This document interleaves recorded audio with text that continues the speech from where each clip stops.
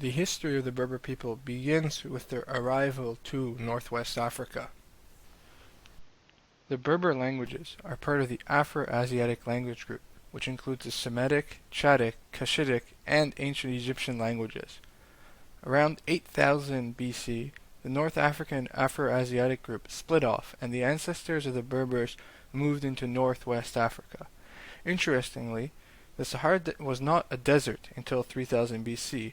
There was lots of water, and in fact there are cave paintings in what is now the middle of the desert in Algeria depicting people swimming and fishing. Around 1100 BC, Phoenicians from what is now modern-day Lebanon began setting up colonies and trade routes on the North African coast. In 1101 BC, Utica was founded, and in 814 BC, Carthage, Carthaginian, meaning new city in Phoenician language, was founded. They initially paid tribute to the Libyan tribes in exchange for the land.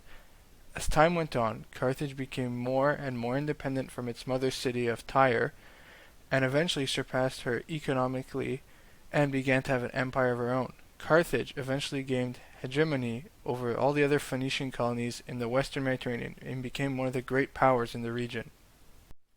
Due to their numerous wars with the Greeks and Etruscans, Carthage began to rely heavily on mercenaries to fight their battles. After their defeat at the Battle of Himera in Sicily, Carthage focused more on Africa and avoided fighting the Greeks for a long time. After some time, Carthage subdued the Libyan tribes and forced them to pay tribute. Numidia, from the Greek word nomades, meaning nomads, was the region which is now modern Algeria.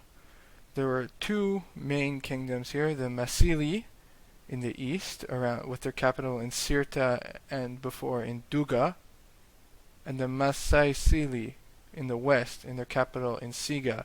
The similarity of the names led to confusion even at the time by Greek and Roman historians.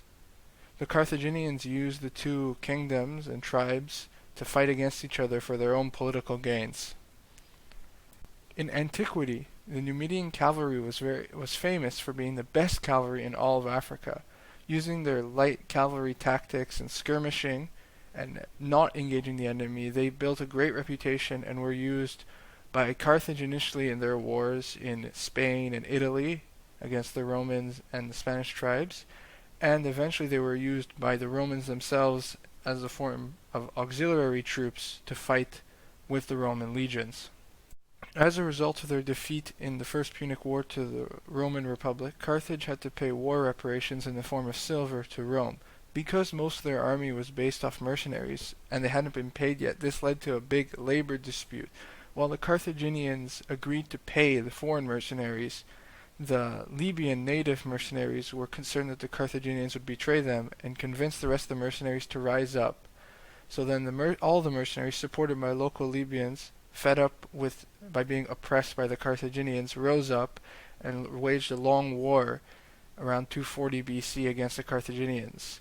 Carthage did very badly initially, but eventually they recovered and were able to put down the rebellious tribes and the mercenaries in a very brutal war which damaged most of the countryside.